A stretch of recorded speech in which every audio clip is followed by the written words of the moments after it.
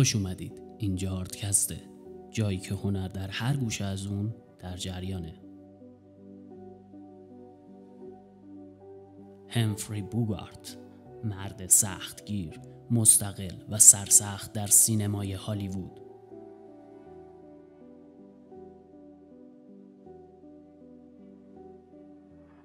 همفری دی فارست بوگارت یکی از چهره‌های ماندگار تاریخ سینما در طول زندگیش به نماد مرد سختگیر، مستقل و سرسخت در سینمای هالیوود تبدیل شد. او مسیر پیچیده‌ای از یک دوران کودکی سخت و روابط خانوادگی سرد تا اوج موفقیت و محبوبیت در هالیوود رو طی کرد. اینجا به جزئیات بیشتری از زندگی او میپردازیم.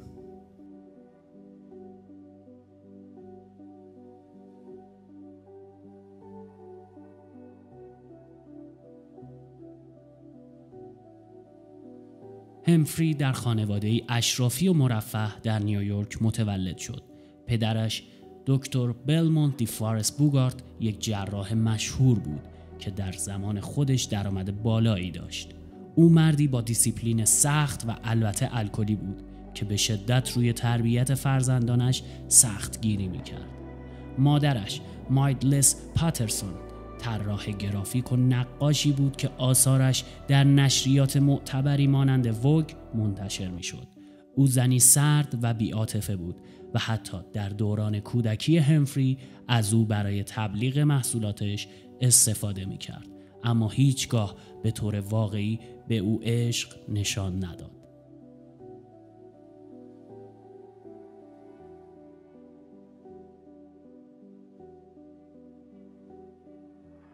بوگارت در محله اشرافی بزرگ شد، اما کودکی شاد و سالمی نداشت.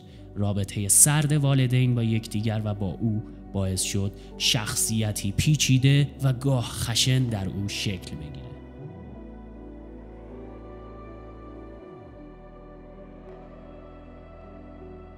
بوگارت در مدارس خصوصی نخبگان مانند مدرسه ترینیتی و بعدها در آکادمی فیلیپس تحصیل کرد.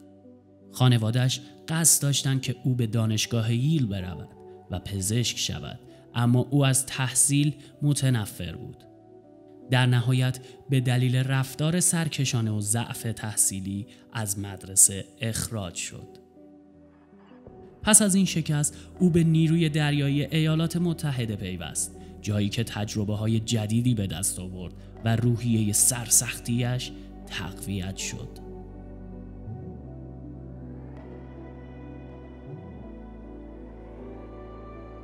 در دهه 1920 بوگارت به تئاتر برادوی راه یافت و بازیگری را آغاز کرد. با وجود موفقیت نسبی در تئاتر، او تا مدت‌ها در نقش‌های فرعی و کم اهمیت درگیر بود.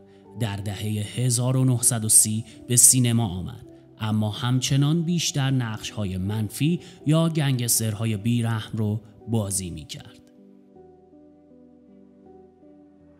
سال 1941 نقطه عطفی در کارنامه او بود، وقتی در فیلم شاهین مالت The Maltese Falcon به کارگردانی جان هیستون نقش اصلی رو ایفا کرد.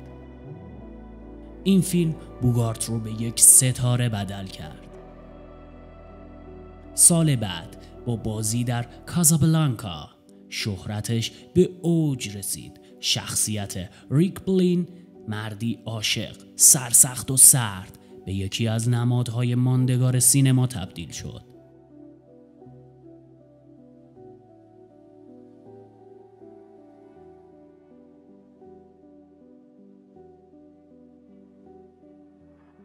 بوگارت به دلیل شیوه خاص صحبت کردن، حرکات بدن و نگاه نافذش شناخته میشد.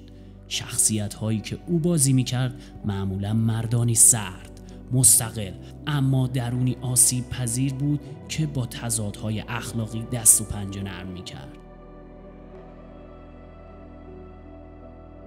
بوگارت 4 بار ازدواج کرد. هلن منکن، ازدواج اولش با این بازیگر تئاتر تنها 1 سال دوام داشت. مری فیلیپس، ازدواج دوم نیز دوام چندانی نداشت. مایو متوت همسر سومش بود که زندگی پرتنشی با او داشت. هر دو به الکل اعتیاد داشتند و دعواهایشان مشهور بود. لورن باکال در سال 1945 بوگارت با لورن باکال، بازیگر جوان و زیبا که 25 سال از او کوچکتر بود، ازدواج کرد. این ازدواج موفق ترین و محبوب ترین دوران زندگی بوگارت بود.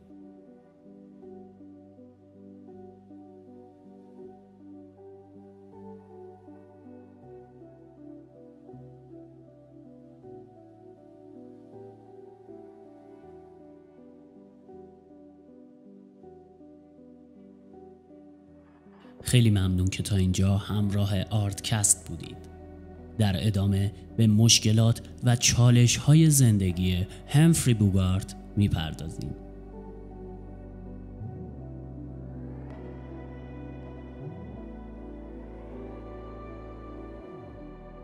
اعتیاد به سیگار و الکل. بوگارت روزانه چندین بسته سیگار می‌کشید و به نوشیدن مشروبات الکلی اعتیاد داشت. این سبک زندگی ناسالم در نهایت به سرطان مری و مرگ او منجر شد.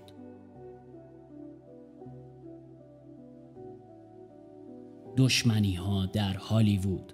بوگارت شخصیتی مستقل داشت و از سیاست‌های استودیویی و فشارهای آنها ابراز نارضایتی می‌کرد.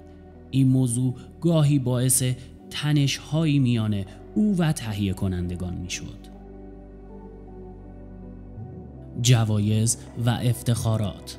اسکار در سال 1952 برای بازی در فیلم ملکه آفریقا The African Queen موفق به دریافت جایزه اسکار بهترین بازیگر مرد شد. افتخارات پس از مرگ. بنیاد فیلم آمریکا AFI بوگارت رو به عنوان بزرگترین بازیگر مرد تمام دورانها در لیست 100 بازیگر برتر انتخاب کرد.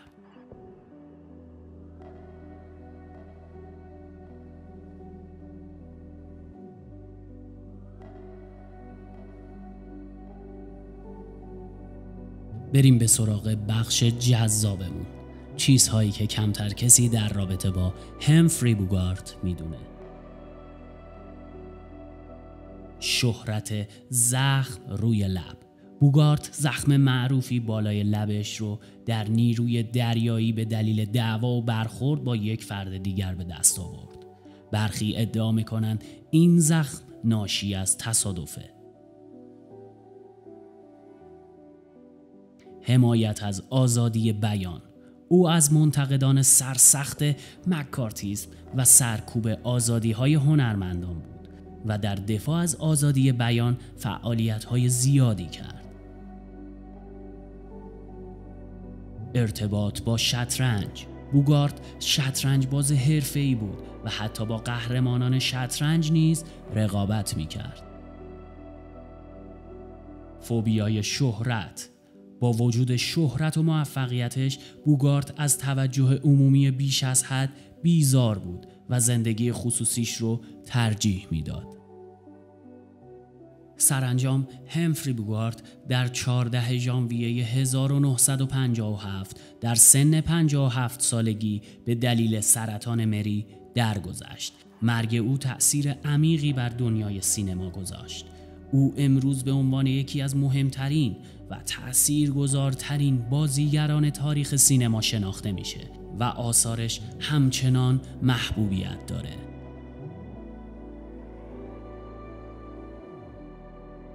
امیدواریم که از این اپیزود آرتکست لذت برده باشید.